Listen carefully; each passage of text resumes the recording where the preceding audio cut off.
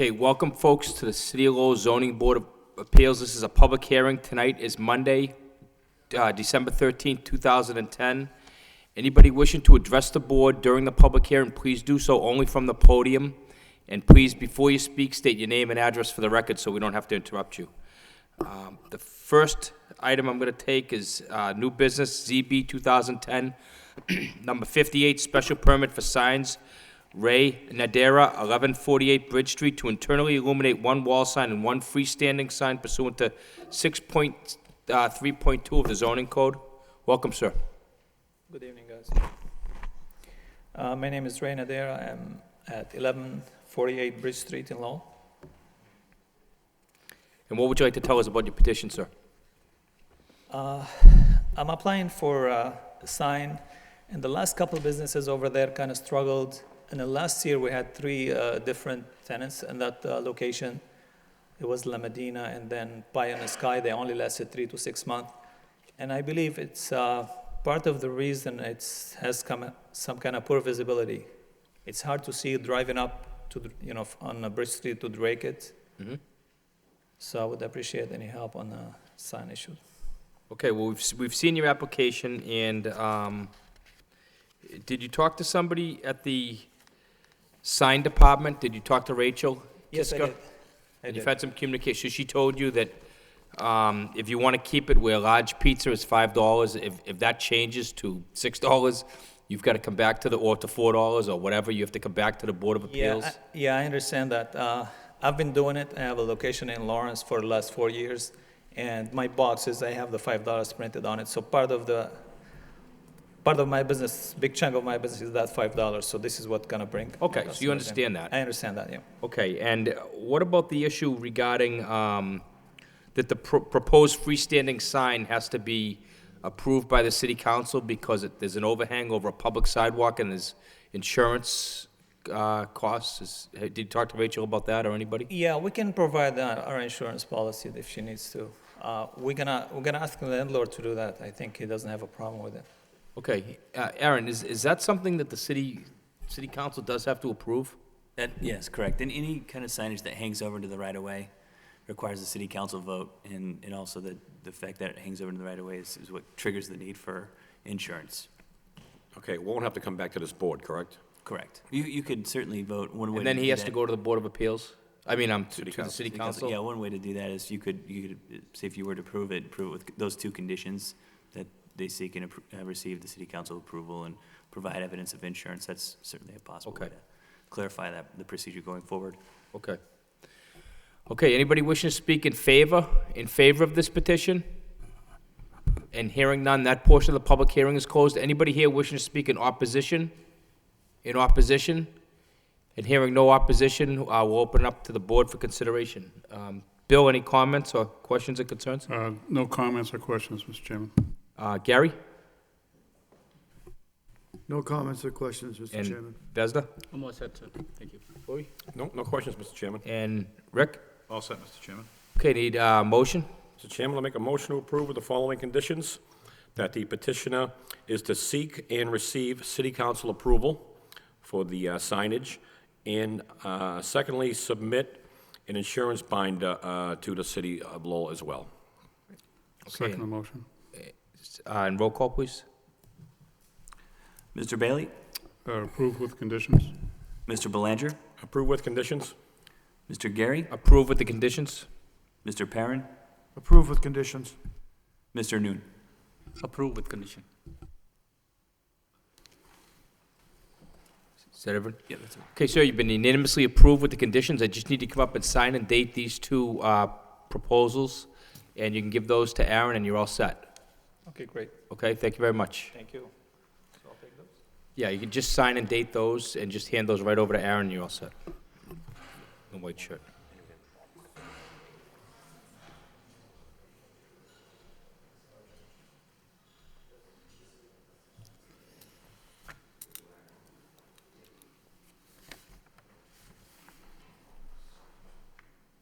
The next petition is ZB 2010, number 59, Wang Duan, for 724 Chelmsford Street to internally illuminate one wall sign pursuant to section 6.3.2 in the zoning code. That's 724 Chelmsford Street. 24. 24. 724 Chelmsford Street. 24.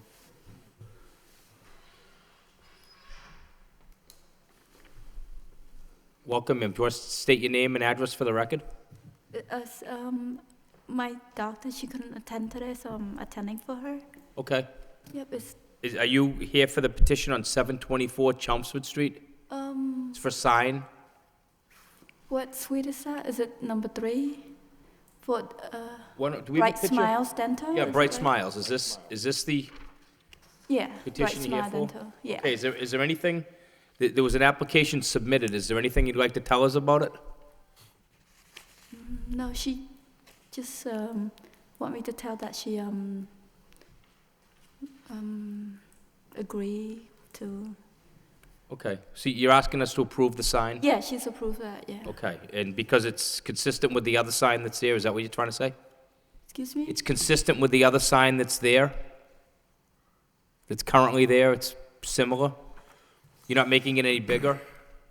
I don't think so. Okay. All right, anybody here wishes to speak in favor of this petition? Anybody in favor? Anybody wishing to speak in opposition of this petition? In opposition? And hearing no opposition, we'll open up to the board.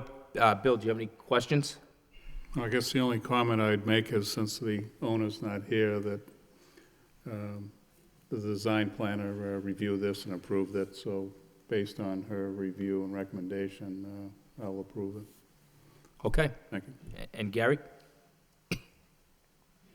No comments, Mr. Chairman. And Vesna? I'm all set. Thank you.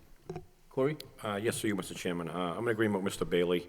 It's basically a change in information. Nothing is really being added to this, so I am in support of it. Thank you.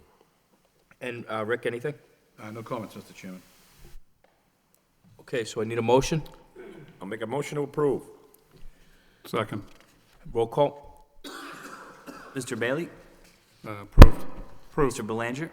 Approve. Mr. Gary? Approve. Mr. Perrin? Approve. Mr. Newton? Approved. Okay, ma'am, you've been unanimously approved for the sign. I just need you to come up and sign your name to this, whatever it is, and the date it, and hand that to Aaron, please, in the white shirt. You could just bring it over to him. He'll tell you what to do, okay? Thank you very much. The next petition is ZB 2010, number 60, a variance, P&F Realty Trust, 9 Dunbar Ave, to maintain parking for residential units without the required setback from the lot line pursuant to section 6.1.10 of the zoning. Attorney Flood. I just have something I want to pass out, if I could.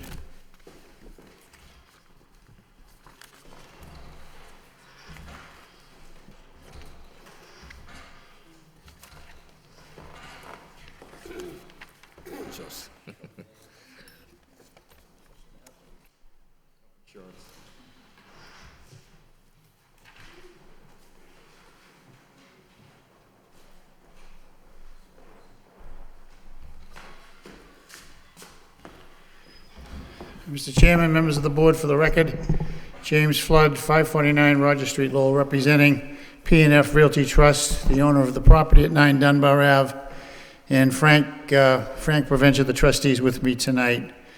We're before the board to request a variance to maintain 2 existing parking spaces, being space 1 and space 2 in your plan, without the setback from the lot line. I want to give a little history of this piece of property at 9 Dunbar Ave. It was owned by a Morris and Gabrielle Patnode from 1952 until Mrs. Patnode sold the property to P&F in June of 2009. The property originally consisted of lot 61 and 62 on a plan entitled Boulevard Terrace, which I've given you a copy of, and contained approximately 11,290 square feet. And what I've done is on the second page, I've noted in yellow those 2 lots. In 1965, the Commonwealth of Massachusetts widened the Pawtucket Boulevard and took approximately 6,700 square feet of the land, reducing the size of the lot down to 576 square feet. In 1971, at that time, the property was zoned M2. In 1971, Mrs. Patnode converted the property from a single-family to a two-family, and it's remained in that state since then. I've given you a copy of the original building permit when it was converted. Mr. Provencher purchased the property in 2009 and recently renovated and updated both units and personally lives there himself. So it's presently zoned SSF, single family. So the existing building would be a pre-existing non-conforming structure, and the use, once again, would pre-existing use. So he's desirous of providing 2 parking spaces per unit. And is the variance, because I mean, I went by and I'm looking at the plan, there's really no place else on that land, on that? No, I mean, that's my position, but the problem with that area, and I think you're all familiar, it's so close to the bandstand. In the summer, you can't park on Dunbar Ave, so there's no place for his residents to park. So what we want to do is we're going to put 2 new spaces in on the existing lawn, and then we want to maintain the two spaces that he has always been using, but they're only 15 feet long, and so they don't have the setback from the roadway. But they've been used for as long as Frank's lived there and the people before him. We've had meetings. We recently met at City Hall with the city engineer Lisa DeMayo, Assistant City Solicitor Kim McMahon, Transportation Engineer Eric eBay. And then a further meeting was held at the site with Mr. eBay and Lisa DeMayo, because she wanted to see on the ground where those spaces would be located. And we did that. We met with Dave Damaris, who went out and located. She had one comment. She didn't like the angle of the new spaces that we were proposing. She asked us to move it so when a car backed out, it wouldn't back over the sidewalk. And I've given you a copy of the email from Eric eBay that indicates that. So. Was that change made to the plan? It was made to the plan. So it's reflective of the plan that we have now? It is, yeah. It was on that plan. So the 2 spaces we're looking for the variance on are the 2 that he's been using and it's been used all along. You know, because of the fact that 2/3 of the property was taken by the Commonwealth and resulting in a small lot, I think that he suffered a substantial hardship if this was denied. He's just trying to provide parking in spaces that have always been used, so I don't think the allowance of this would be a detriment, would be detrimental to the public good and would not nullify the intent of zoning. So I'd ask that you people approve this. Have there been any problems with the location since he's used them like that? No. There's been no issues with the site getting in and out of there or anything? No. And since then, you've angled them anyway to provide for that in case? Well, the new ones, they're not constructed yet, but we've angled them. If it's approved, they'll be constructed as angled? Yeah, with the angle, correct. Okay, anybody here wishing to speak in favor of this petition? Sir, and your next ma'am in the back. Good evening, sir. Mr. Chairman, members of the board, my name is Jerry Largay. I'm a homeowner and resident in the city of Lowell. And in behalf of P&F Realty Trust, people I've known a long time, they've made some incredible improvements on the home they just purchased in 2009. And being there in the summertime at the concerts, I've had the opportunity to use that driveway. I parked in there. There was no visible problems in spite of all the traffic that was there. And I'd like you to give some consideration to the fact they are before the board this evening. And that's about it. Okay, thank you, sir. Thank you, sir. Anybody else wish to speak in favor? Mark? Mr. Chairman, members of the Zoning Board of Appeals, ladies and gentlemen, my name is Mark Goldman, 58 Oakland Street, Lowell, Mass. Wish to be recorded in favor of this. I know the proponents and urge unanimous approval. Thank you. Thank you. Anybody else wish to speak in favor? Good evening, Council. My name is Donna Julia, and I reside in Dunstable, Massachusetts, but I'm a trustee of the piece of property directly across the street. And I also lived there for over 30 years. My mother is presently still living there, and I've turned that corner at least 3 times a day for the past 20 years that I have not lived there. The previous owners always parked their car in the same fashion that Mr. Preventure is trying to have approved here. There has never, that I can recall, been any issues even backing up, even if the fact is that they would have to back up a little bit. The sidewalk has always been cleared. It's still cleared today. I would like you to approve it because he has just done an amazing job with that piece of property. Thank you, ma'am. Anybody else wish to speak in favor? In favor, and hearing none, that portion of the public hearing is closed. Anybody wishing to speak in opposition? In opposition? And hearing none, that portion of the public hearing is closed. We'll open up to the board for consideration. Bill? Through you, Mr. Chairman, Mr. Flood, if I can just ask a couple of questions. When the chairman asked about the plans submitted, these plans, Mr. Flood, that we received? They were submitted, they were prepared after we had that meeting on November 16th. So the angled parking we're talking about, is that for spots 3 and 4? 3 and 4, correct, yep. All right. Because the way I look at this, they don't look angled, that's why I Well, thought they're it was- angling, coming out sideways. All right.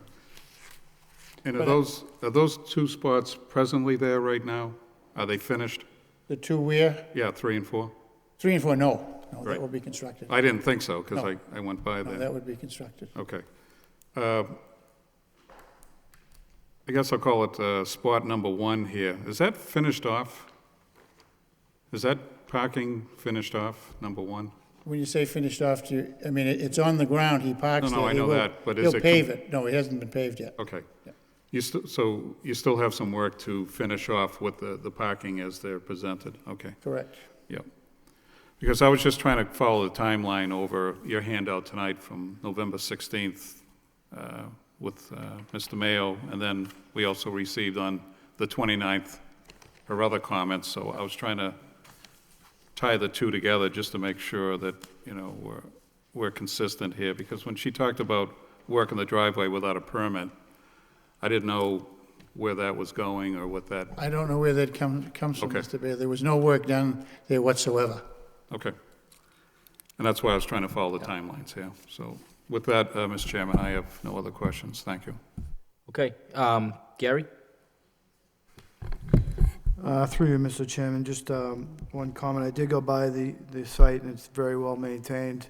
My only concern, as I did go by, was if there was going to be any issues with emergency vehicles coming in and out. But I did see that setback does eliminate that. Is there any concerns about over parking or stack parking when there are events at the? No. There's no issues now where they double park in front of his drive? No, what we're gonna put in curbstones too, so there'll only be 2 parking spaces in front and then the 2 new ones. So there'll only be 4 spaces there. So there'll be no actually added stack parking? No, Okay. nope. That's the purpose of the curbs. I think it's a great plan, and I wish you well. Thank you, Mr. Chairman. Okay, Vesna, anything? Thank you, Mr. Chairman. I would say that if any hardship at all in this petition is that the 2 parking spaces that Attorney Flood indicated that already exist, that has been used for some time and I don't see any detriment to the community, especially when you have the neighbor who lived there for years and years and came out and support these petitions. And Attorney Flood also indicated that he will comply with the recommend of the city department to the spot that hasn't been built, 3 and 4, angle it off as requested. With all that, I would see no reason not to support it. So I'm in favor of it tonight. Thank you. Thanks, Vesna. Corey? Yes, to you, Mr. Chairman. I'm in agreement with my colleagues. I think the petitioner has done an outstanding job on this project. Looks great. I spent some time out there this afternoon, And certainly, I'd like to see these 4 spaces certainly off-street. Like you said, during events up on the boulevard, it gets busy up there, and we certainly don't need any more cars on that street at that time, that's for sure. But, Counselor, right in front of me, spots number 3 and 4, now, are they already angled on the plan? On the plan they are, yes, because they're, Very, very slight angle, yeah? yeah, but that's what's, before we had them going right up straight and backing out straight. She wanted it that way so they wouldn't hit the sidewalk on that Right, corner. right. Yep, and as long as it doesn't create any boundaries, visibility boundaries, so to speak, which it does seem not to do that, so that's good. My concern is coming up the boulevard, right onto Dunbar with a vehicle backing out. I mean, they're the same concerns as the engineer office shares as well, and I think that's been resolved, so I think it's a great project. I think it's really gonna help the neighborhood, and those cars will be off the street, which is satisfactory to me, so I do support And it. if it makes you feel any better, in order to do this, we're still gonna have to go back to get a permit for the driveway anyway, so she'll have a chance to look at this plan again. Right, So okay. Lisa, so. All right, great, thank you. Rick? Yes, through you, Mr. Chairman. I agree with my colleagues. It was a great job out there he's done on that building. My only concern is, Mr. Flood, is, do we have any snow storage? Can we make that grassy area some snow storage out there for a little bit of space so we can get rid of the snow off that area? Where are you talking? In the front of 3 and 4, sorry, in the front of 3 and 4, you have that, we're gonna have that little wall there, it looks like. Can we, possibly get some snow storage, or I don't know how he clears it, if he clears it with a snow thrower, or...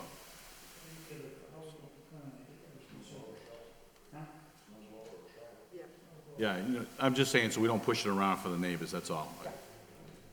All right, that's my only comment, would be see if we can get a little snow storage out there, so it gets pushed around. And again, they did a great job out there on this petition. Thank you. Okay, I need a motion. Make a motion to approve. Second. Roll call, please. Mr. Bailey? Approve. Mr. Belanger? Approve. Mr. Gary? Approve.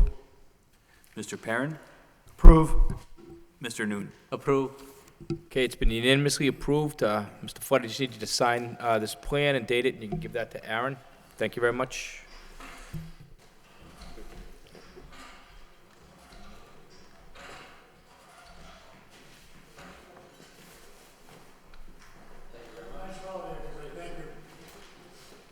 Next petition is ZB 2010, number 61, special permit for signs, Barlow Signs, for 1115 Westford Street, to internally illuminate one wall sign pursuant to section 6.3.2 of the zoning code. Welcome, sir. Thanks for having me. My name is Fred Penault. I'm from Barlow Signs, and I am representing Raymond Anstis Jr. and myself and through Barlow Signs. Do you have any questions for?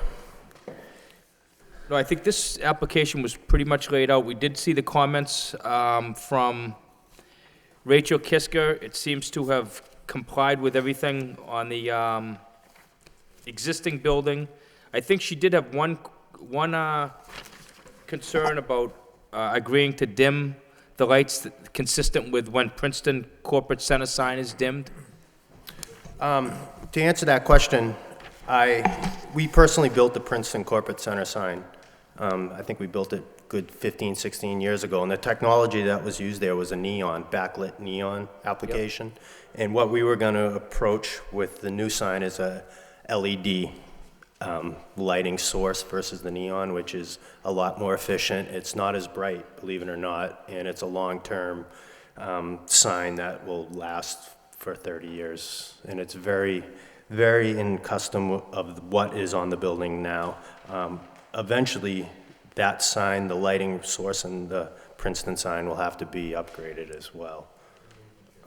It may last another 5 to 10 years, but the maintenance cost and the electrical cost, it'll eventually be replaced. So what you're saying is it'll be a similar brightness and quality as the sign that's there now, if not even less? Yes, absolutely. Okay. All right. Anybody wish to speak in favor of this petition? In favor? And hearing none, that portion of the public hearing is closed. Anybody wish to speak in opposition to this petition? In opposition? And hearing no opposition, that portion of the public hearing is closed. We'll open up to the board for consideration. Bill? No comments or questions, Mr. Chairman. Gary? No comments, Mr. Chairman. Thank you, Vesna. No comment, sir. And Corey. No comments, Mr. Chairman. And Rick. No comments, Mr. Chairman. Okay, need a motion? Make a motion to approve. Second. Roll call, please.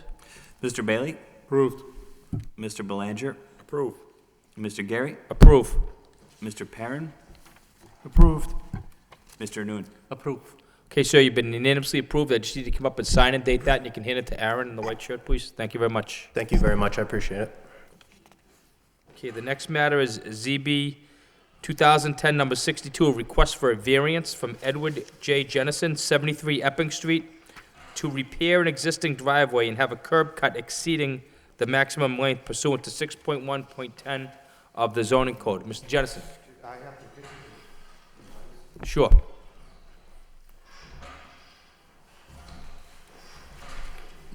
If you could just state your name and address for the record again, sir? Name is Ed Jennison, live at 73 Epping Street. I've lived there for the last 23 years, although I lived in Lowell all my life. And I'm here for a variance for the curb cut for my driveway. What I handed you there are the pictures of the driveway and 11 letters from my neighbors. As you can see, as you're reading them there, that they have no problem with my driveway.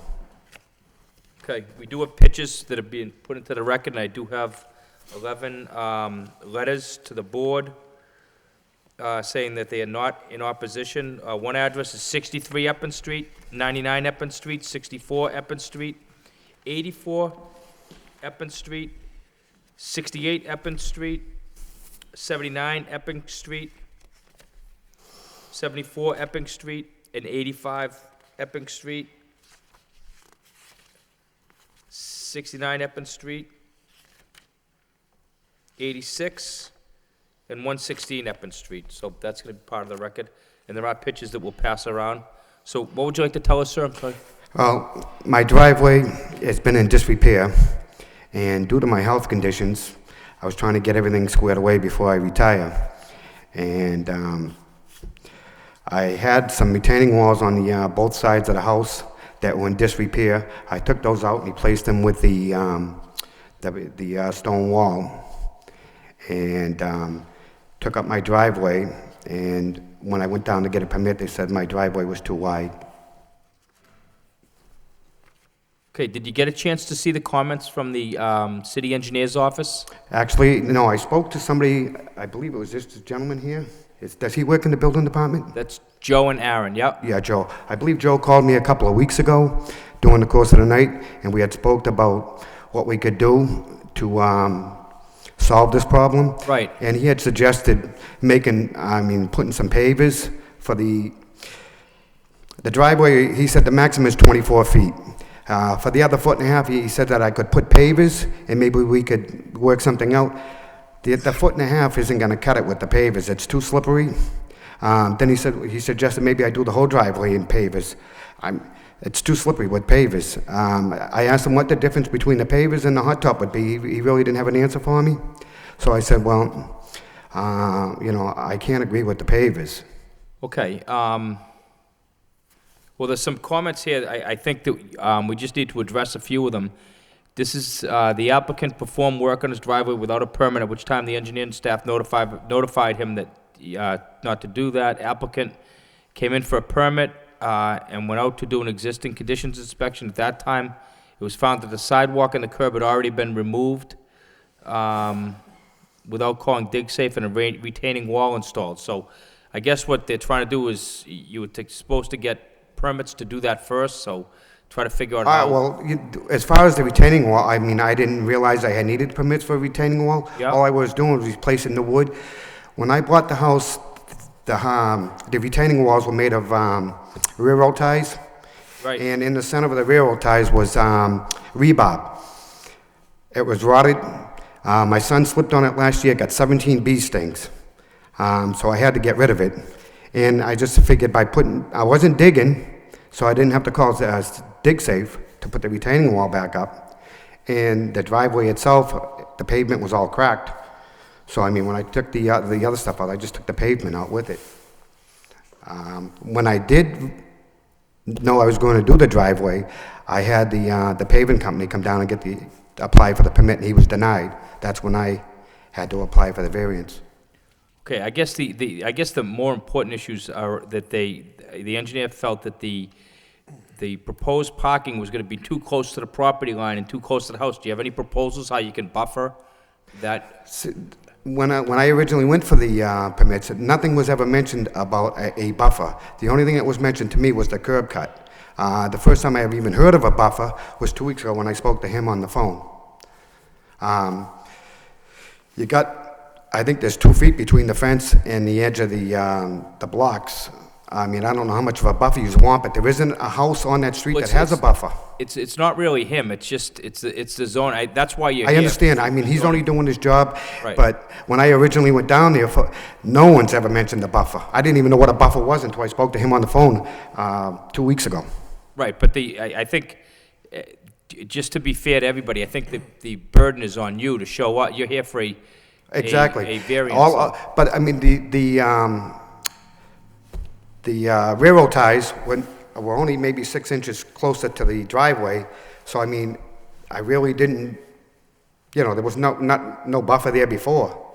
Right, okay, well, I guess what I'm more concerned with right now, at least from my point of view, is what do you propose to do to be able to make this workable that can keep the parking a little bit away from the actual boundary of the house? So in other words, you're not driving up and you stop when you hit close to your house. Is there any proposed buffer?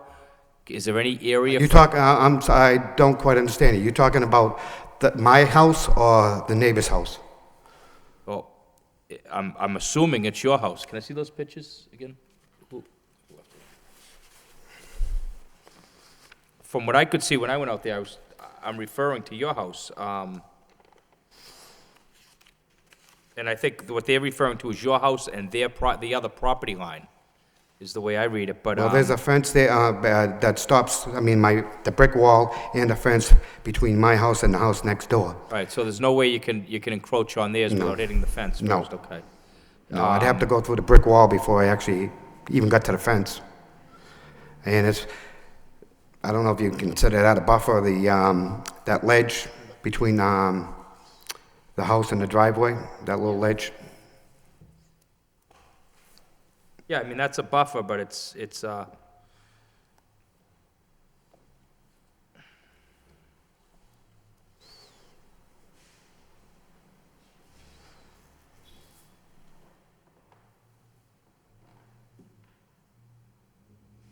barrel you have there's a buffer, it looks like, anyway.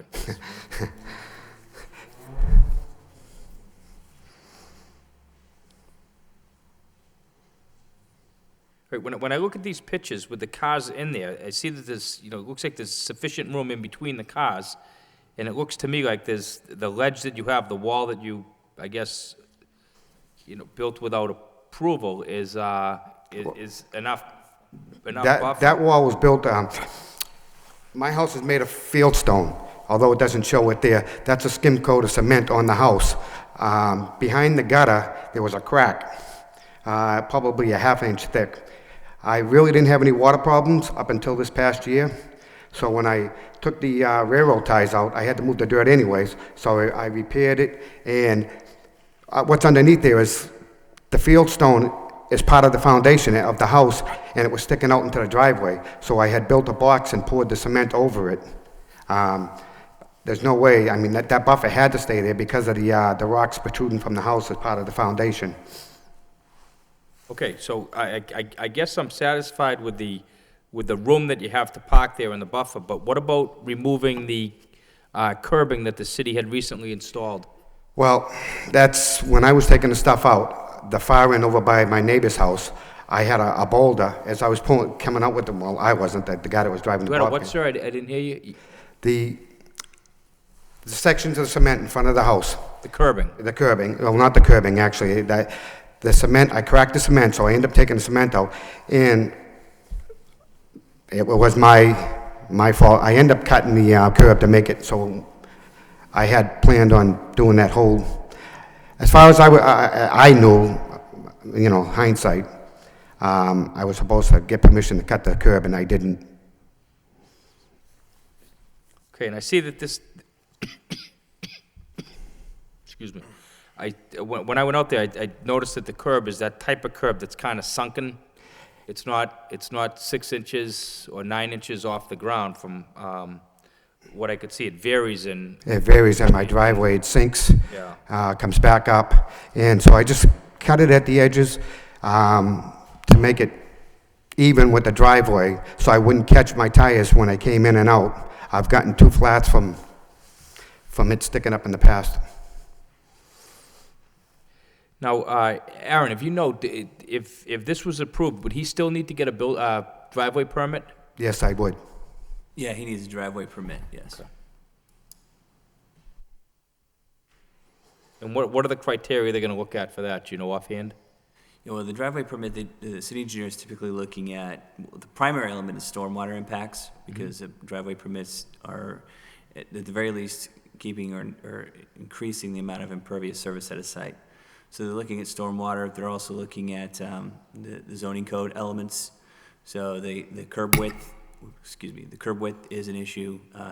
The minimum curb cut, or the maximum curb cut, in this district is 15 feet. However, there was a zoning amendment that was recently passed that allowed a wider curb cut if pervious surface was provided to 24 feet, and that's the issue that Joe Genowitz was talking about with the pavers. That's considered pervious surface. So what Joe was trying to suggest to him was that, or the petitioner, is that reducing the curb cut by a 1.5 feet and providing pervious surface actually would prevent him from having to seek relief. But the 2 primary elements that the city engineer is looking for is does it comply with zoning, and what are the stormwater impacts and ways to mitigate stormwater and make sure that it's meeting the mass stormwater standards. Okay. So, sir, you know that no matter what happens here, you still have to go and face those issues? Yeah, well, I was told if I was approved here, that wouldn't be an issue. As far as the curb is concerned, that's my point was coming here because of the curb cut from the 15 to, they allow up to 24, and I have 25.5, which is the 1.5 is the width of the blocks going to the property line. No, I agree with you. It's relatively minor relief, but it's I think my concern is more about the way you went about it, but It's hindsight, I mean, it's... I believe you. I don't think there was any... I didn't do it with malice or, I'm trying to fix my property up. My health isn't the best. I can't lift a shovel, so I'm trying to get my snow blower in and out, and this works for me. Yeah, I think what helps me is that just about every single neighbor supports it, so you've been there a while. I could have gotten you more, but I figured if 11 can't do it, 30 isn't going to do it. Right. Okay, anybody here wish to speak in favor of this petition, in favor? And hearing none, that portion of public hearing is closed. Anybody here wish to speak in opposition? In opposition and no opposition, so that portion of public hearing is closed. Bill? Yeah, just a couple of, I guess, questions, Mr. Chairman, through you to my friends at the front table there. The comment that talks about the walkway and the driveway utilize 2 different materials to delineate. So if this gentleman doesn't want to use pavers, what other option does he have? Sure, there's a number of options. You could use cement, or simply just reduce the width of the curb cut so that it's preserving that space as a walkway and providing that 3-foot setback from the building rather than keeping it so open that it's likely to be used as a parking space. So that the idea of using a paver or, again, cement would help delineate or preserve that space, that 3-foot space as a walkway. Those are the only 2 options at the... Well, it could be landscaping, it could be a form of landscaping, but it's any kind of other surface material to delineate. The other option could be some sort of since rail door ties have been used in the past, we could put that in between the parking space and the walkway, just something to show the user that that's parking, that's the sidewalk, and again, to show that the area is not to be used for a parking space. It's again a setback. Well, and the reason why I ask is this gentleman didn't seem to want to use pavers, so does he understand exactly what his other alternatives are? I don't know, but we're happy, DPD can work with him on a landscape plan. Okay, so, I mean, I'm talking about the section that talks about utilize two different materials, delineate between the walkway and the driveway, and then further down, then we talk about the requirements of the second and third items above can be met without variances if an appropriate landscape buffer were installed. Now, isn't that where the current wall is now, I want to say? Yeah, so what that's referring to is the 3-foot buffer on the parcel boundary. So right now, as far as I can tell from the plan, basing the setback or where the paved material is, looking at the plan, it looks like that the retaining wall is actually right at the parcel boundary, if not on the property, abutter property boundary. So there's approximately 3 feet of space there that needs to be turned into a buffer space. Right. And so if it's landscaped with, you know, whatever material, it could be grass, it could be mulched with a low growing, hedge. That provides the 3-foot boundary that you would need for that variance. It also would provide enough area for the front landscaped open space requirement that's also mentioned above. So by providing that buffer on that side, it addresses 2 variances without actually needing the relief. Right. And still provides adequate parking area. Yeah, and I mean, it's not my property, but I would think, based on the way the gentleman's been responding to the questions, that I would think he would be in a position that he might want to do that. I was just more concerned about the materials where... I had landscape timbers there, where the stairs come down, with grass, and nothing grows there but weeds, scallions, and peat moss. Okay. I killed 4 birds with 1 stone when I took everything out. I mean, I can't see myself putting pavers or railroad ties back there. I mean, you can distinguish it. I mean, if you park in front of the stairs, you're not going to get in the house. I know that. It's only me and my wife, which is the 2 trucks in the driveway.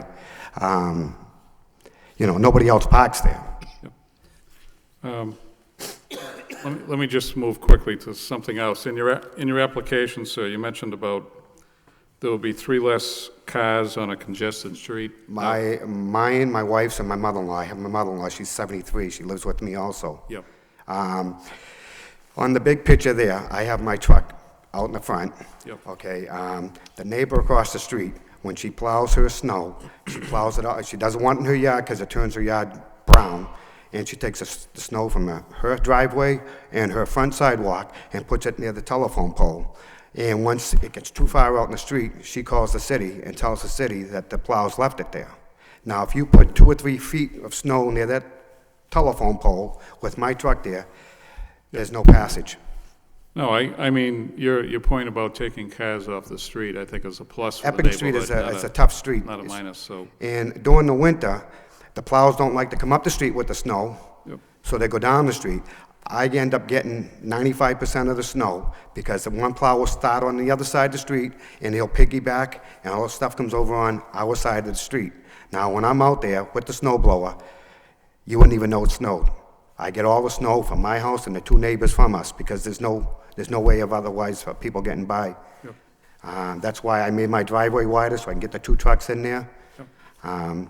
I didn't even try putting a 3rd car in there. I wouldn't, because I don't know how long my mother-in-law's going to be there, but... Well, Mr. Chairman, I think, this gentleman's been there for 20-plus years. I think he's trying to, I think his intent was to do the right thing. Obviously, like he said, hindsight is 20/20, but, I would hope we can work with them, and I think DPD can work with you to get this resolved, but that's my comments. Thank you. Okay, thanks, Bill. Gary? Just one comment through you, Mr. Chairman, Aaron. You talked about material. Did you mention mulch? When I mentioned mulch, I was talking about the setback on the parcel boundary side. Right. Yeah. It just as a landscape buffer. Just as a landscape, could the How am I homeowner going to use, shovel mulch? could an option be crushed stone? as Yes. as a way of staying away from the pavers so that, if that vehicle furthest or closest to that side, With all due respect, that's what I have down there now, and it's a mud pit. Like yesterday with all the rain, you come out of my house, you need boots. okay. I mean, I'm not trying to get over on anything. No, I'm no, just I'm trying to just- get something that's gonna stay, and the pavers ain't gonna do it. I mean, I might- you know, hot top's the next best thing.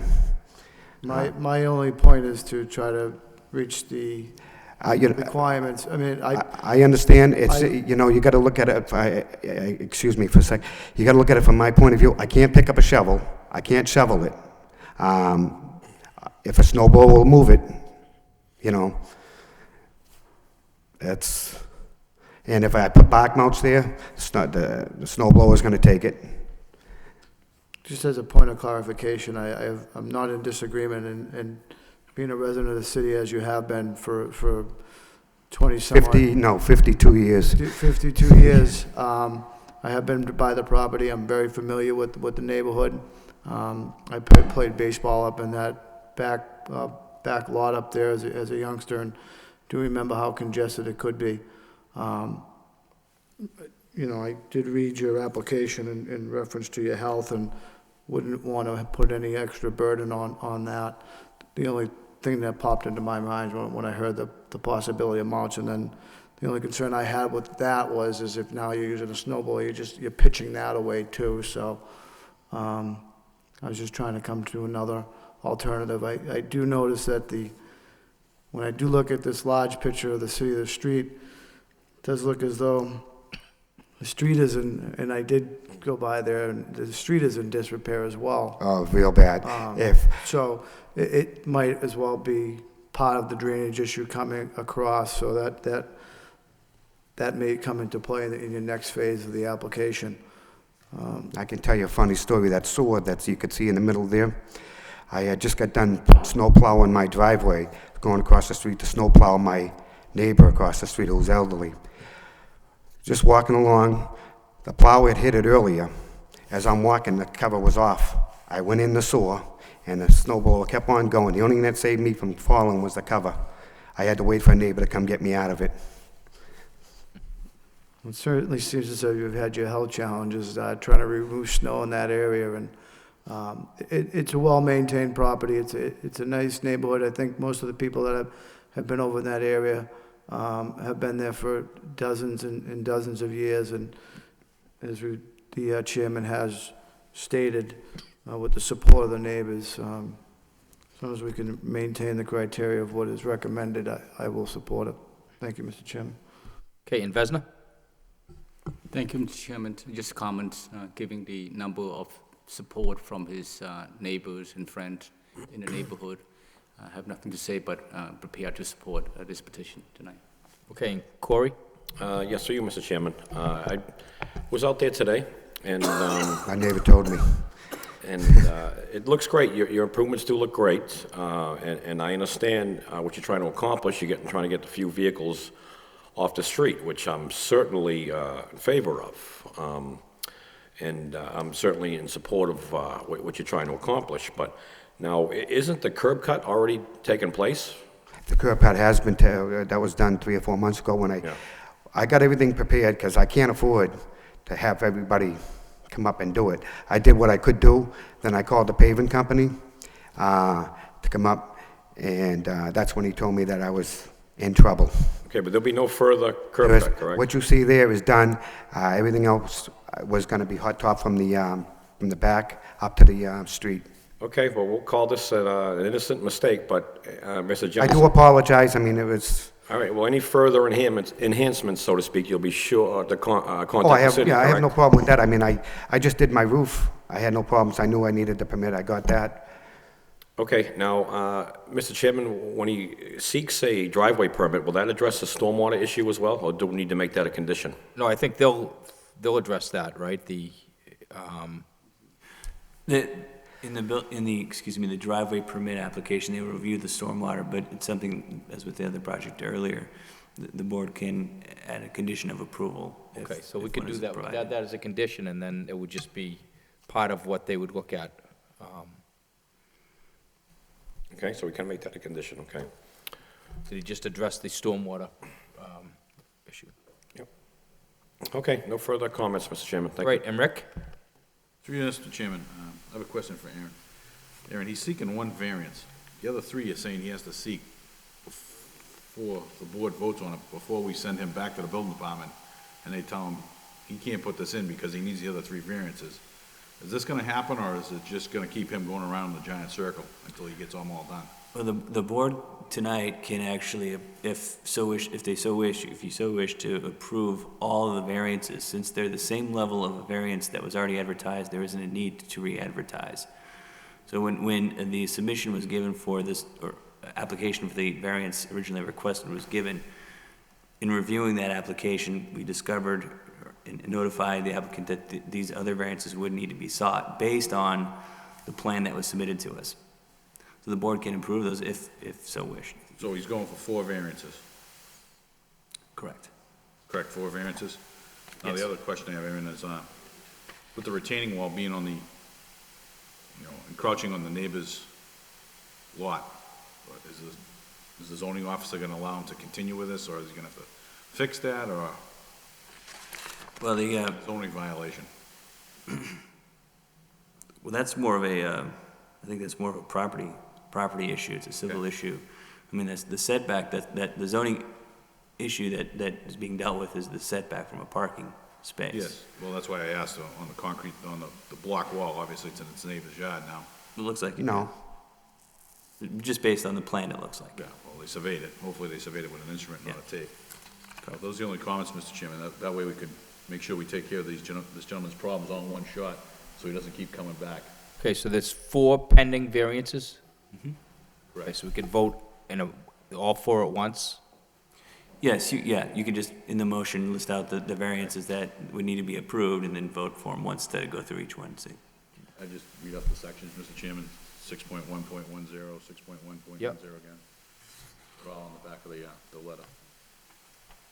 I just don't want the gentleman to have to come back again, refile, I and appreciate pay that. more money, and Okay, so I need a motion, and the motion is expected to include the variances pursuant to section 6.1.10 twice, the driveway setback from the building, a driveway setback from the lot line, and the landscaped open space in the residential district pursuant to 5.3.1. So you need a motion?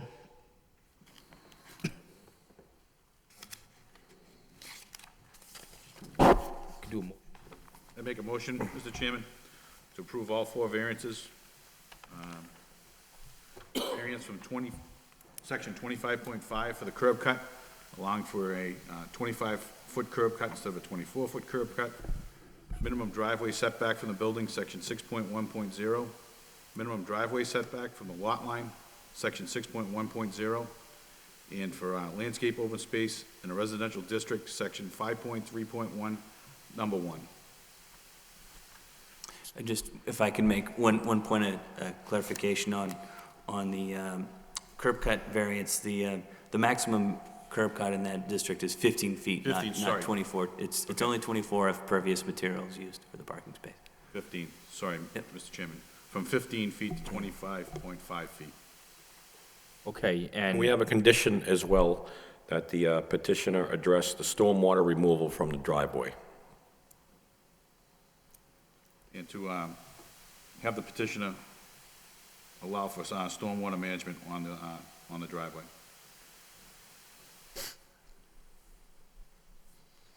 Okay, need a second? Second the motion. And roll call. Mr. Bailey? Approve with conditions. Mr. Belanger? Approve with conditions. Mr. Gary? Approve with conditions? Mr. Perrin?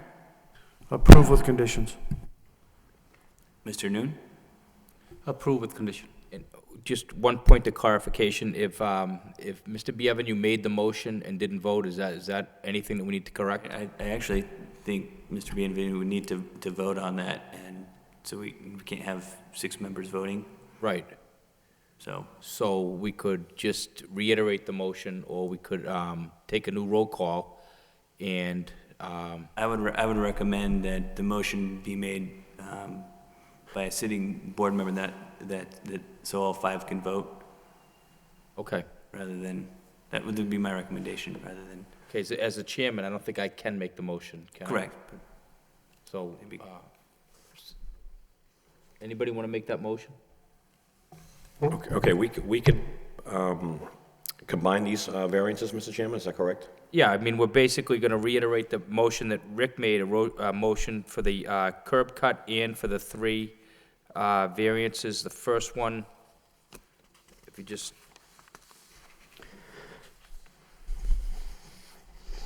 Yeah, the curb cut plus this to that, this to that, and that to that. Okay. With the conditions. Okay. I make a motion to approve the following variances. Minimum driveway setback from the building, section 6.1.10. Minimum driveway setback from the lot line, section 6.1.10. Landscaped open space in residential districts, section 5.3.1, number 1. And the curb cut from 15 to 25 and a half. And the conditions. And the following condition, that the petitioner address the stormwater issue from the driveway, stormwater removal from the driveway. Okay, now I need a second for, now I need a second for that. Second. Roll call, please. Mr. Bailey? Approved with conditions. Mr. Belanger? Approved with conditions. Mr. Gary? Approve with conditions. Mr. Perrin? Approve with conditions. Mr. Noon? Approved with condition. Okay, so you've been unanimously approved that you need to come up and sign one of the plans, and you can give that to Aaron, and good luck with the permit. Today's...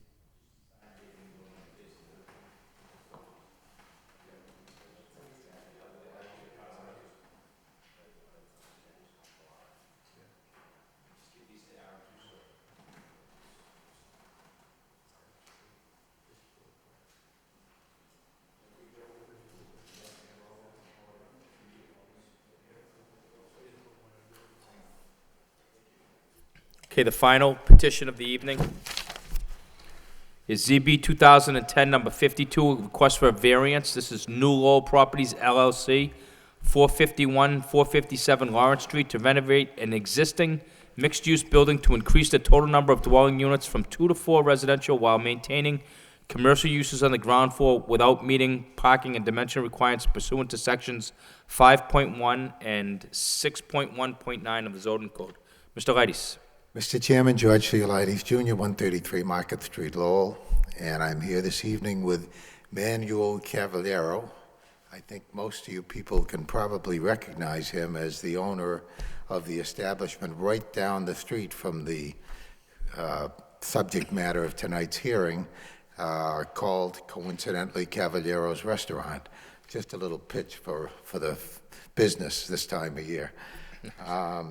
By way of history, what the Cavalleros have owned property, his mom and dad, dating back more than 40 years ago on Lawrence Street.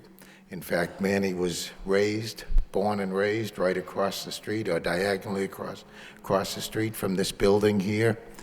And his family currently still owns 3 properties, including the one that's the subject matter tonight, one across the street, and the site of the restaurant.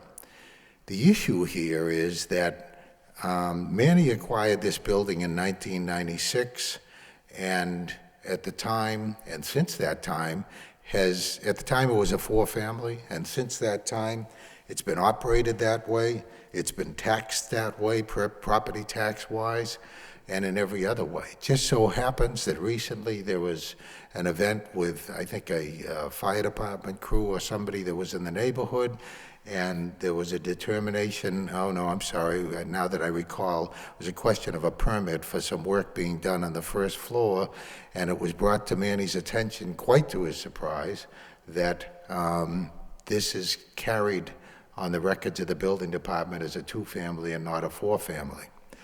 Now, first of all, in addition to all of those facts, it's in an area that you're all familiar with, I'm sure, that is certainly a large multifamily and densely populated area. Secondly, each one of the floors, second and third floor, has 3,000 square feet on it. I think that probably better than 75% of the houses in the city of Lowell probably don't have 3,000 square feet of living space in them, never mind a single apartment. As I said, if you go in there, if you see it, the units, there are 2 units on each floor. It's been used as a two-family. So, in order to conform, obviously, to the law and the requirements of the zoning code after discovering it, Manny came to see me. As I said, I've known his family for probably almost 40 years. They're wonderful people, and asked me what I could do to help them out to straighten out the situation. We did all of the paperwork to start the process going, and in this particular case, the planning board is the special permit granting authority, and so we first went before the planning board, and I'll speak to those matters shortly. We first went before the planning board to make our presentation, and again, I should also point out, this is not a renovation. There is not a thing that needs to be done to make this a four-family, because it is a four-family. This is only to correct the paperwork, so to speak.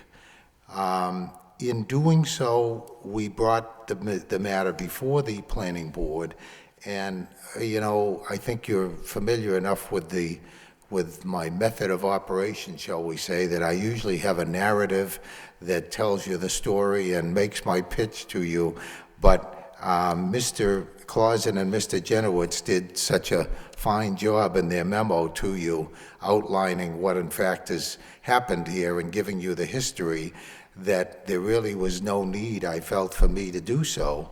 If I can call your attention to that memo, what you'll see is that, as I said, it tells the story of what happened. It also indicates to you that though the permit was granted with conditions, the special permit was granted with conditions by the planning board, and we'll talk about those conditions in a minute, there are 3 specific variances that are necessary that the planning board can't grant, and that's why we're here before you tonight. So, those 3, by the way, are on the first, well, they're in our application, but they're also mentioned in the first page of Mr. Clausen and Mr. Jenowitz's memo to this board. We need a variance from the number of square feet per dwelling unit in this property, the number of parking spaces, and I'll speak to that issue in a second, and the usable open space dwelling unit. Let me just speak to that. As you all know, there's very little usable open space for that very dense area in the city anyways. We need 11 parking spaces, and we have 7. In the process of our working this through the planning board, if you notice on page 2, and I'd like to, I hope you all have this memo of theirs, you'll see that it was approved with conditions, and one of the conditions obviously relates to parking. Now I'll just mention for you that diagonally across the street, the Cavalieros have 2 properties adjacent to each other, 2 buildings that have approximately 24 spaces in the rear of the property. Even though we only need 3 spaces, Mr. Cavaliero agreed that for purposes of any visitors, for any questions about parking, that he would immediately, upon approval, hopefully by this board, so that he can once and for all get it straightened out, notify the tenants in this particular property here that they have parking spaces available to them to the rear of the property across the street, so that there should never be any problems as far as parking is concerned. If you note from the conditions, I think that he's agreed to do an awful lot to help fix the appearance of the neighborhood. Manny's father is, if I may say so, one of the finest masons in the area, so he's going to be able to do a good job fixing this up. We're going to put in brand-new curbs, granite curbs. We're going to put in new sidewalk. We're going to put in new landscaping. We're going to remove some of the impervious surface so that we can deal with the city engineer's concerns about stormwater runoff. And I think once and for all, make this into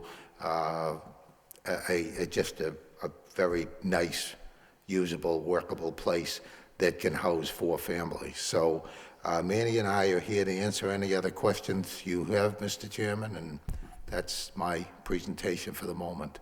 Okay. And the only thing that we just discussed briefly, the fire department, they had it said that they commented, but the only thing I saw that if there's going to be any substantial renovations, it may need to, but there's no renovations, so that's a moot point. 0. Okay. Now, is all 4 units occupied right now? What's the? Correct. Okay. Have been since Manny acquired. Okay, thank you. Mr. Chairman, Yep, go ahead. question. The additional parking you mentioned across the street, can you give me a better idea where that is? If you're looking out the front of the building, tell me which way we're going. Give you the description. Directly across from Swift Street. Manny, you just have to state your name and address for the record. To Mr. Bailey. Manny Cavallero, 70 Nina Drive, Tewksbury, Mass. And to answer your question, it's directly across from Swift Street. All right, so It's probably, directly across the street, there's a washing there's a laundromat, correct? laundromat. There's a parking lot there. Right, it's So- probably like 3 buildings down on the left-hand side. So moving away from there. Correct. And you're going to provide 10 spots? Is that what it is? What do we need, Correct. George? Correct. Right. All right. That's the requirement for the special permit. 10 spots. They're not needed. I mean, there were really only 3 to comply with the code, but in order to make Well, you it- have 7 on site, correct? Right. Which, There are 4, I'm sorry, that are required. what's that?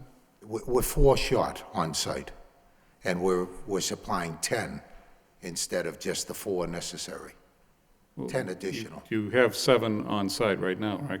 Correct. Out and back, Correct. which I know there's an issue about the size of the parking spots also, correct? Right. Right. All right. And so what's the requirements for the parking, if I can ask Aaron? What do they actually need? I know I've seen the calculations. I just want to make sure we're It's talking about right numbers. It's 2 parking spaces per dwelling unit, and then 1 space per 900 square feet of retail space if the ground floor use is retail. Right. So it's, approximately, I think, 13 parking spaces. I don't know what the square footage on the first floor is off the top of my head, but it's 8 for the residential, between 3 and 4 for the Right. retail. But they have 7 on site, just to start with, right? Right. So, Correct. I just want to state, so they really would need at least 8 for the residences, correct? That's correct. On site. Correct. So how do you take care of the parking to go down the street? I just want to understand the mechanics here. Well, first of all, and I know it's not relevant to the issue of how many are required, but they've never really had a shortage because they've never had people with 2 cars in there at any regular, in other words, 4 tenants with 2 cars.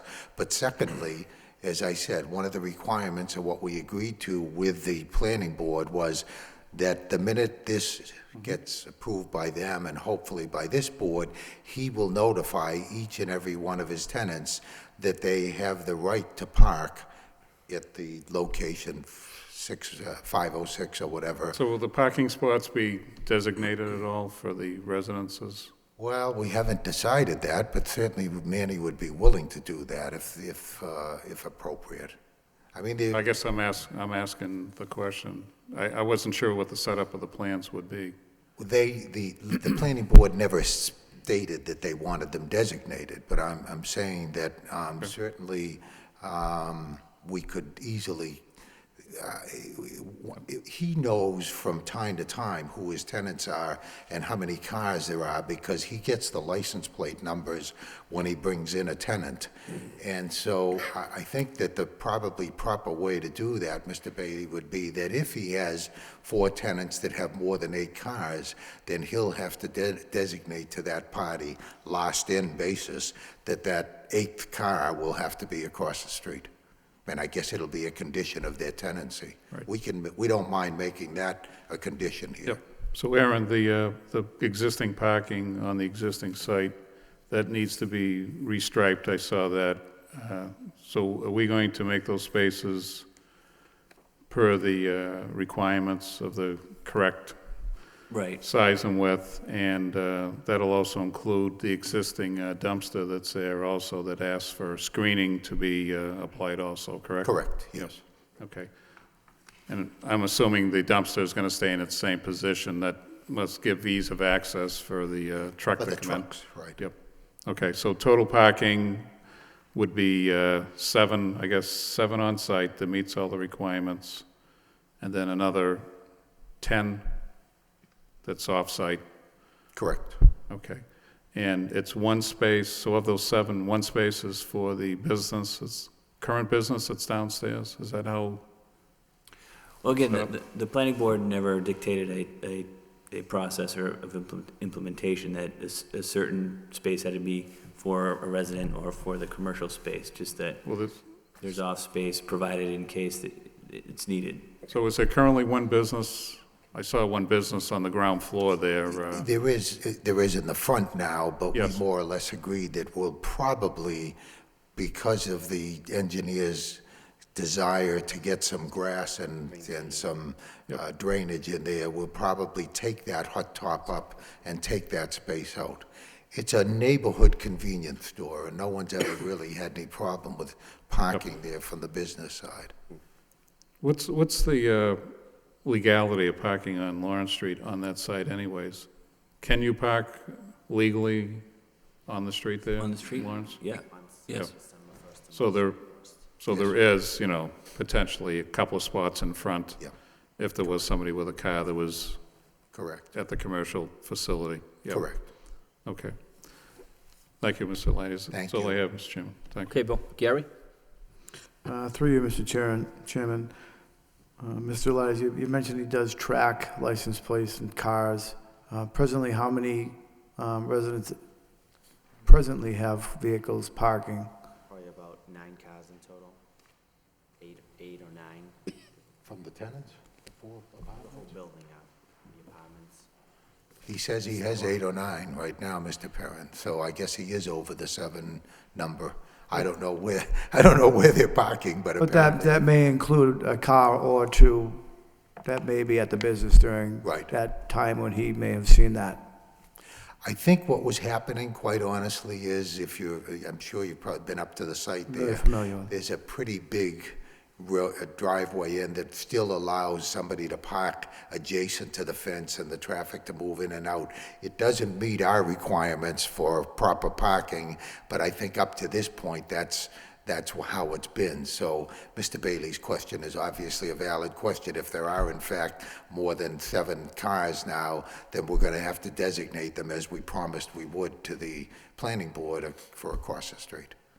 And when we do make that, when that recommendation is made to move those other spots down the street, and your intention is going to be made through your lease? Is that my understanding? It's going to be made through your lease to your tenants, new tenants or prospective current tenants? Except initially, because they're in there are 4 Right. tenants now, we're going to give those people a written notice that it's a requirement. He has the right to make rules and regulations Certainly. for the spot. And then, of course, in the future, and I'm not even sure, do you have written leases, Manny, with those?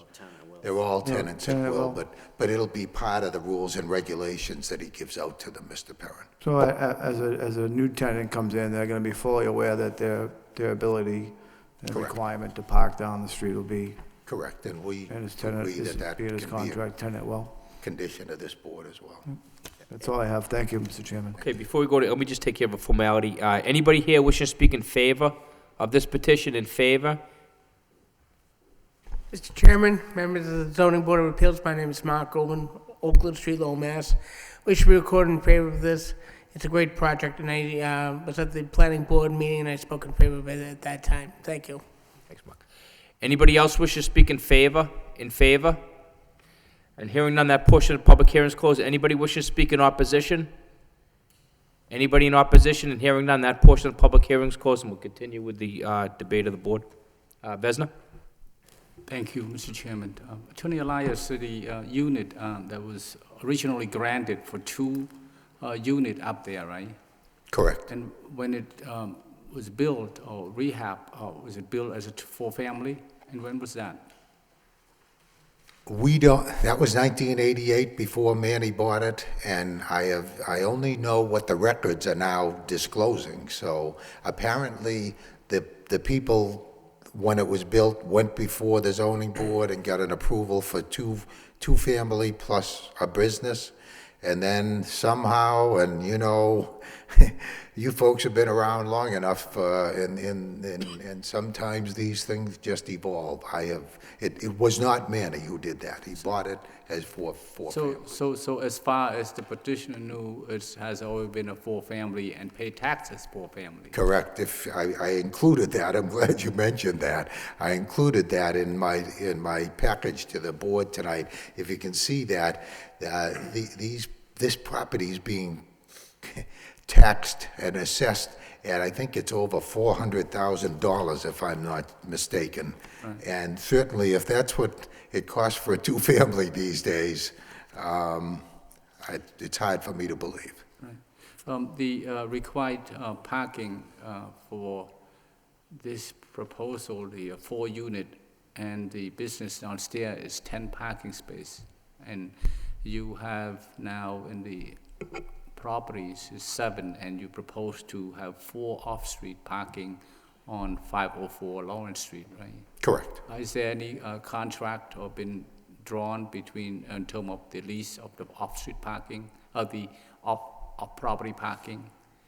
Well, it's certainly, it's going... Petitioner and the property owners on 504 Lawrence Street? It's his parents. His parent owners? Yes. Oh, thank you. Yeah. That's So there better be a contract. Right. With all the conditions that the planning board put forth as their conditions to approve it at their planning board meeting, and giving the comments that have been made by my fellow board members, I am prepared to vote in favor of this tonight too and adopt all those conditions of the planning board, Mr. Chairman. Thank you. Thanks, Vesna. Corey? Yes, to you, Mr. Chairman. I toured the building this afternoon, and I was quite surprised to see how large it is. So, yeah, I think it's a two-family with the taxes he's paying, and would be a little bit out of the realm here, yes. So, and the most important observation I made is that the 7 spots in the back, it was during the middle of the day, and not one of them was used. I mean, I think this neighborhood relies heavily on foot traffic for the store, and I don't think, from what I see, that much the residents have vehicles. So I think, you definitely, with the additional parking across the street, it's more than satisfactory. I'm very pleased with the renovations that's going to go on with the curb and the sidewalk and the green space it's going to be at. I think it's going to look great. Nice. But if I can make a recommendation, I don't think I'll make it a condition, but maybe across the street you make it visitor parking for residents and employee. In other words, if employees at a variety store, you don't want them parking all day. I think you're better off putting them across the street, let them sit over there all day. And truthfully, I don't see a problem here whatsoever. So that's how I would manage it. That would be my choice, and it's only a recommendation. But I'm in support of the project, and it's going to enhance the neighborhood greatly. And you have my blessings. Thank you very much. Thanks, Corey. Rick? Through you, Mr. Chairman, I noticed they didn't mention anything about snow storage or snow removal.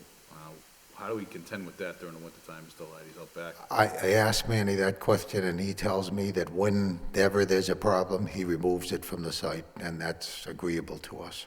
So you can remove it for the site, so we can put that as a condition that you remove the snow. Sure. That is, how did Manny come about getting the property? Who did he purchase the property from? I'm sorry, I didn't Who was hear. the property purchased from originally? I can't think of the gentleman's. Moraes, Daniel Moraes, M-O-R-A-I-S. So he was the gentleman that put the illegal apartments in there? I'm guessing that, Mr. Bienvenu. That's my questions, and obviously, I want everybody to understand that just because you're being taxed on a 4 doesn't mean you have legal right to a 4. Oh, no So question. the rest of them that come in front of us, they expect that. I deal with it every day of the week, so it's just one of those things that. Constant problem, I know. Correct. So they think they're being taxed on something they illegally put in that doesn't give them a right to it, so. Absolutely. I just want to make it clear. That was my only comment, Mr. Chairman, that we could get snow removal put on as a condition, so we can continually keep it cleaned out there, clear. Yep, I think that's a good idea, Mr. Bienvenu. I will certainly do that. Thank you. Okay, so you need a motion? Oh, Oh, Oh, Uh-huh. Mm-hmm. Mr. Chairman. Go ahead, Bill. Hate to do it. Add one more thing. Mr. Mayo, when she did back to the parking again, when she did her site, I noticed the planning board put in the no parking signage, which agrees. She also has, and I guess maybe this is what I was trying to ask before, residential parking should be labeled. In other words, if you're gonna have that one spot for the business, whatever business is in there, I think it would be advantageous to at least, here's the resident, I don't know how you're gonna mark it, but residential, and then for the business parking. Because it's a condition, I mean, we were gonna do it anyways, but I think it's a condition, if I'm Oh, not no, mistaken. No, it isn't? I looked through, it just says, from the planning board, the applicant shall restripe parking space, provide parking stall for width. But it doesn't talk, but Mr. Mayo, when she did her review, I mean, one is almost the same, but she specifically talks about the labeling.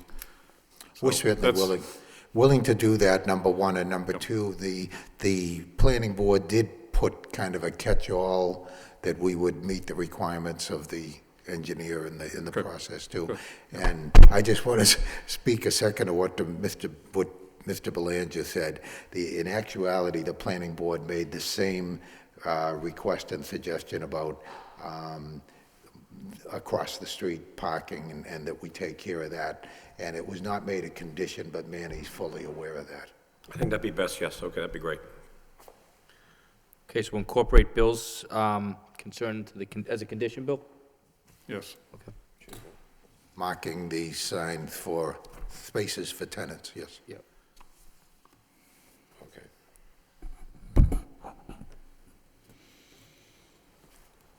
Okay. Okay, now, is there a special permit involved here, Mr. Chairman, or did the planning board, No, I think you circled. Granted by the planning board. granted by the Right. planning board, right, okay. So we have a total of 3 variances, if I'm not mistaken, correct? Okay. Okay, I make a motion to approve the following variances. Lot area per dwelling unit, sections 5.1. Number of parking spaces provided, section 6.1.9. And usable open space per dwelling unit, section 5.1. And with the following conditions to be added to the petition, that excess snow be removed from the property, and that, and the 7 spots provided in the rear of the building, that signage be provided, tenant parking only. Mr. Bailey, is that what you're looking for? Yeah, well, it'll be residential, and then the one for the commercial, however you want to state that. Delineate between the residential and the commercial parking. Yeah, that signage be installed, yeah. With those 2 conditions, I think that covers We're gonna everything. incorporate the conditions to the, Oh, as well as incorporate all the conditions that were set forth by the planning board as well, yes. Thank you. Understood. okay, need a second? Second. And a roll call, please. Mr. Bailey? Approve with conditions. Mr. Belanger? Approve with conditions. Mr. Gary? Approve with conditions? Mr. Perrin?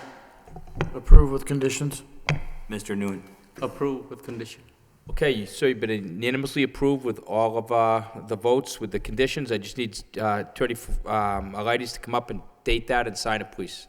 Thanks, and May good I luck with your project. just take the opportunity to thank everybody and wish everybody a Merry Christmas, a Happy New Year. Same to you, and thank you. Holiday Mr. season Leidy, yeah.